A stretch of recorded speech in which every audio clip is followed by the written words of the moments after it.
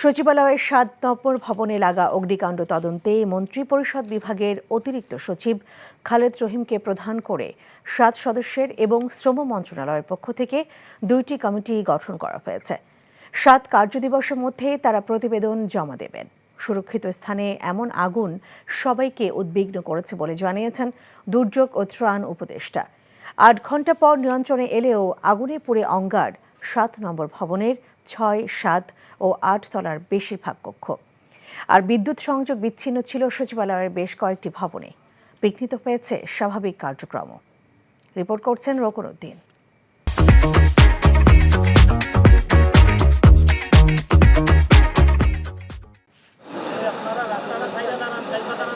পুড়ে ছাই হয়ে গেছে সচিবালয়ের ৭ নম্বর ভবনের ৮ তলার এই কক্ষগুলো।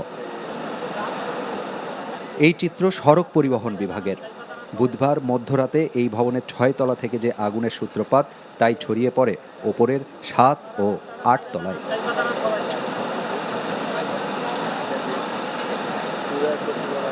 সবসময় সচিবালয়ের ভেতরেই একটি ইউনিট থাকায় অগ্নিকাণ্ডের প্রায় সাথে সাথেই কাজ শুরু করে ফায়ার সার্ভিস। আগুনের ভয়াবহতা বাড়ায় একে একে যোগ দেয় ১৯টি ইউনিট।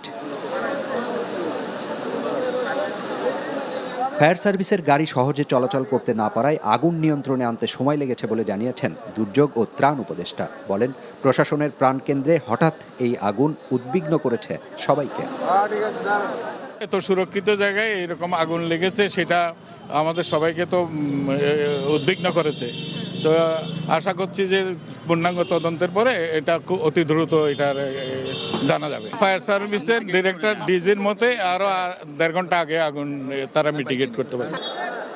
রাতে অগ্নিকাণ্ডের পর সকাল থেকেই বন্ধ করে দেয়া হয় সচিবালয়ে প্রবেশের ৫টি ফটকে। ১০টা নাগাদ একটি খুলে দেয়া হলেও প্রবেশের অনুমতি পান শুধু কর্মকর্তা আর কর্মচারীরা।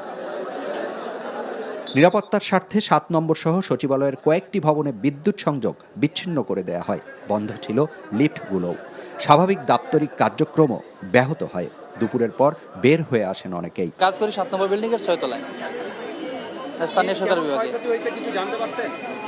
যতটুকু বোঝা গেছে, শোনা যাচ্ছে যে জ্বলে পুড়ে ছাই হয়ে গেছে। কম্পিউটার অন করতে দিচ্ছে না, আর অফিসাররা কেউ কেউ আসছে, এখন ওনারা আছেন, আমরা কাজ হচ্ছে না বলে চলে যাচ্ছে। আগুন না লাগার কারণে আমাদের পুরো মিনিস্ট্রি আর কি কার্যক্রম একটু স্থবির। ৭ তলা ৮ তলা দুইটা দেখছি, হ্যাঁ দুইটা, আর বিশেষ করে 2টা ফ্লোরিং করিডোর যেগুলো আছে, করিডোরগুলো মনে হচ্ছে একেবারে যুদ্ধ বিধ্বস্ত এলাকার মতো, মানে একেবারে আগুনে পুড়ে একেবারে ভয়াবহ অবস্থা। বৃহস্পতিবার দুপুর নাগাদ অগ্নিকাণ্ড তদন্তে মন্ত্রিপরিষদ বিভাগের একজন অতিরিক্ত সচিবকে প্রধান করে ৭ সদস্যের কমিটি গঠন করা হয়েছে। ৭ কার্যদিবসের মধ্যে তাদের প্রতিবেদন জমা দিতে বলা হয়েছে। প্রয়োজনে তারা নতুন সদস্যও কমিটিতে যোগ করতে পারবেন।